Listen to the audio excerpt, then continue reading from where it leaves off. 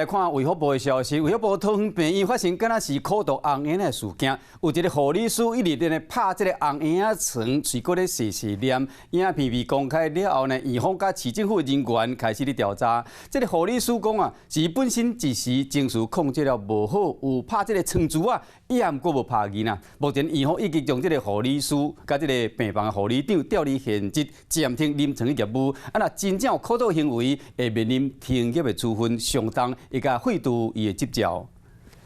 护理师一直拍红婴仔眠床，3个月大红婴仔惊甲伊伫大声骂吼。盯着我们看屁啊！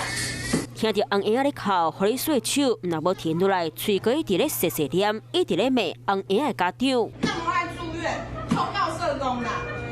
当时小儿科病房内底，阁有另外2个护理师伫咧现场，红婴仔无在调反抗，短15秒的影片都拍10多个。敢有领伫红婴仔的护理师，即讲家己是因为心情无好，情绪无法度控制，敢若拍病床，无拍囡仔。因为在昨日第一时间即依少年及儿童保护通报规定，通报主管机关，并将该名护理师及单位护理长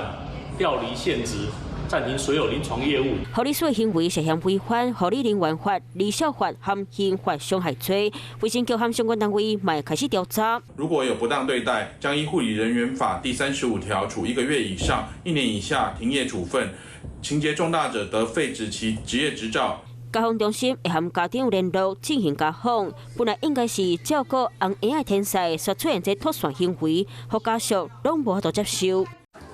华视新闻看起来，赶快订阅我们的华视新闻 YouTube 频道，欢迎按赞、订阅、开启小铃铛，最新最及时的资讯要提供给你。